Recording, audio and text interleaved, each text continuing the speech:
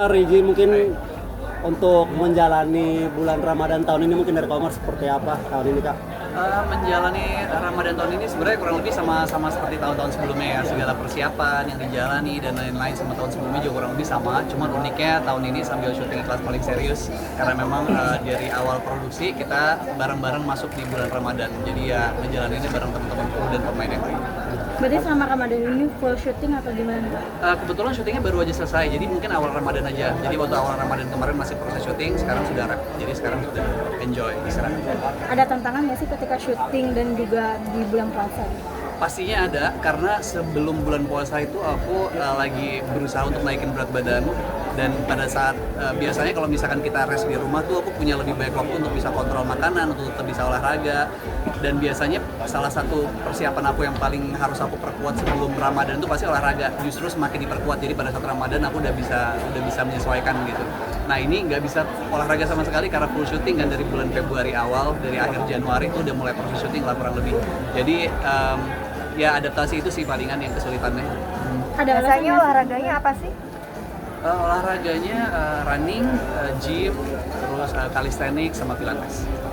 Ada alasan nggak sih kenapa menaikkan berat badannya? Untuk pribadi aja sih, kenyamanan aja sih. Emang PD-nya sih gitu, happy sih. Di bulan Sudah Ramadan ini mencapai Komar kah? tetap menerima job untuk syuting dan lain-lain juga ya, Kak ya? Tetap, tapi kebetulan ya itu tadi ada poin plusnya sih kalau misalkan bisa rep sebelum Lebaran atau bisa di awal Ramadan akan lebih enak. Jadi kita bisa fokus ibadah juga, bisa istirahat, bisa olahraga juga sambil menjalani bulan Ramadan. Olahraganya gimana sekarang? Mungkin sudah mulai apa aja nih Kak? Olahraganya sama ya seperti yang saya jelasin itu sih, setiap hari pasti ada aja, kalau nggak jogging atau pilates atau gym pasti tetap berjalan sih, olahraganya normal-normal aja. Ada target mungkin untuk menaikkan berat badannya sampai berapa dan udah tercapai kah atau belum? Enggak sih, nggak ada target khusus, santai aja sambil jalan. Kalau untuk rencana lebaran udah ada Salma? Rencana lebaran nggak ada yang gimana sih, ya paling kayak ya keluarga udah mulai kayak baju kembarannya ini ya, beli ya apa kayak gitu, warna gitu aja sih, selebihnya nggak ada yang spesial ya seperti tahun-tahun sebelumnya lah. Mudik atau gimana nih Kak? Kenapa? Ada mudik atau gimana? Mudik sepertinya enggak, sepertinya tahun ini akan lebaran di Jakarta, tapi masih belum tahu. Ada tradisi nggak sih selama Ramadan biasanya apa? Tradisi khusus lebaran kayak sama-sama keluarga yang lain aja ya, kurang lebih ya sholat Idul Fitri bareng, pulang ke rumah, makan di rumah. Mungkin yang agak berbeda, kalau tahun-tahun sebelumnya kita keliling ke rumah yang tua-tua, orang-orang tua. Tahun ini sudah ada salah satu tetua di keluarga kami sudah meninggal, jadi mungkin hanya fokus di rumah aja karena memang udah hampir nggak ada lagi keluarganya, mungkin hanya kayak mungkin tante-tante dari pihak mama. Kalau puasa ada tradisi nggak? Puasa tradisi khusus nggak ada ya, sama kayak yang lain aja. Dan kalau dilihat kayaknya di story kamu kayak seringnya berbuka puasa bersama teman-teman, itu memang sudah dijadwalkan kan? Pasti ya semua orang juga pasti setiap kali bulan puasa pasti kita bagi waktu untuk buka bersama sama teman-teman, teman A, teman B, teman C, teman kuliah, teman SMA dan lain-lain. Dan tahun ini hosting kebanyakan di rumah sih, dari kemarin sempat 4 hari berturut-turut hosting buka puasa di rumah sendiri, nggak keluar dari rumah, jadi ya itu aja di rumah. Udah ada jadwal sampai berapa hari ke depan? Udah selesai, kemarin udah hari terakhir, jadi next udah tinggal santai aja. Kenapa memilih hosting nih jadi tuan rumah? Kira-kira nyiapin apa aja juga? Karena mager keluar mbak, jadi lebih happy di rumah, emang udah lebih nyaman di rumah juga. Terus kalau di rumah kan kita nggak pakai reservasi restoran, nggak pakai repot, nggak pakai ribet, tinggal sediain makanan, jadi ya lebih santai di rumah. Waktunya juga nggak terbatas, mau sampai jam berapa juga santai kan kalau itu. Ada menu nggak? Menu puasa wajib apa? Menu wajib puasa nggak ada sih, nggak ada yang spesial. Apalagi kan dengan ingin menaikkan berat badan mungkin ada makanan entah itu dengan banyak protein atau apa gitu. Iya pasti ya. Kalau pas sahur terutama banyak makan dada ayam, banyak makan kurma, terus ikan mungkin, daging cincang yang dimasak tanpa kecap kayak gitu lah. Berusaha untuk tetap hidup sehat di tengah kondisi seperti sekarang. Hajat Bang Komar Idealnya sendiri di bulan Ramadan ini mungkin seperti apa? Hajat atau doa mungkin yang pengen dicapai dalam bulan Ramadan ini mungkin seperti apa? Ya pasti kita mau jadi pribadi yang lebih baik daripada Ramadan sebelumnya. Jadi semoga Ramadan ini membawa keberkahan buat kita, terus ketenangan dan kebahagiaan. Kemarin Kak Omar sempat spill rumah baru yang sudah akhirnya rampung dibangun dan sudah ditempati. Mungkin sekarang Kak Omar boleh cerita Kak Omar sedikit mungkin terkait dengan tempat tinggal yang baru ini. Aku kayaknya aku nggak spill di mana ya, aku spill di aku nggak ngerasa posing-posing sih sebenarnya. Cuman kalau iya memang betul rumahnya sudah jadi, udah ditempatin 2 tahun sih mas kurang lebih, jadi ya Ini akan jadi rumah masa depannya Bang Omar juga apa itu seperti kan apa? My kind of dream house ya, jadi kayak rumah yang selama ini aku mimpikan gitu, jadi ya insya Allah sampai akhir. Ada yang mau bertanya mungkin berkaitan dengan series Aspal Series dari teman-teman?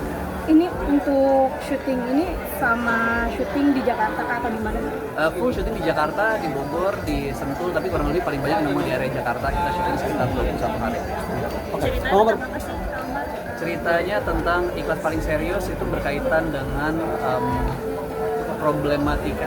Gimana cara kita menjalani sebuah masalah sih sebenarnya. Gimana kita ikhlas dalam menghadapi sebuah masalah, terutama dalam hal ini adalah masalah dalam percintaan. Tapi masalah dalam percintaan itu kan banyak ya apa aspeknya gitu. Yang dijelaskan atau yang digaris besari dalam cerita ini adalah tentang restu orang tua sih sebenarnya. Jadi restu dari ibunya Fajar. Aku berperan sebagai ibu.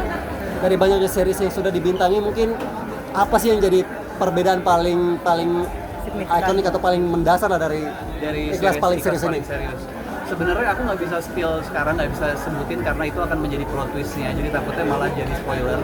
Tapi yang jelas ending dari serial ini menurut aku memberikan warna baru di industri kita, terutama di Indonesia, di series ataupun di perfilman, dimana kalau kita terbiasa dengan ending A atau ending B, tiba-tiba di series ini tuh ada ending C loh gitu loh. Dan menurut aku mungkin buat sebagian orang kayak kok endingnya nggak A, kok endingnya nggak B gitu, tapi sebenarnya ending ini justru yang paling relatable dan yang paling kita bisa terima, karena yang mana manusia kita kan bisa aja menemukan jalan A, B, C, nggak semuanya hanya jalan A dan jalan B aja gitu loh. Jadi ya, dengan adanya serial ini sebenarnya membuat masyarakat lebih membuka pikiran mereka semua bahwa kemungkinan ending dari jalan yang kita tempuh itu ada banyak loh. Ada pelajaran tantangan yang dia- berarti nggak ke dalam karakter di Ikhlas Paling Serius ini untuk Kak Omar sendiri? Tantangan soal karakter hampir nggak ada ya, karena kebetulan latar belakangnya ini kan soal PR agency, dan kebetulan memang saya kuliah di bidang komunikasi, di bidang PR, jadi kayak recall waktu dulu kuliah sih sebenarnya, jadi kayak bahasanya, cara berbicaranya, terus materi yang dibawakan tuh mirip-mirip dengan dulu waktu diajarin presentasi itu kayak gimana dan lain-lain gitu sih, jadi cuma kayak recall aja. Kesulitan berarti nggak ada, tapi selebihnya ya kesulitan kecil bisa dihadapi di lokasi bareng sama director, terhadap proses reading, dibantu juga sama lawan main pasti. Ada hal relate nggak sih dengan karakter yang dimainkan ini?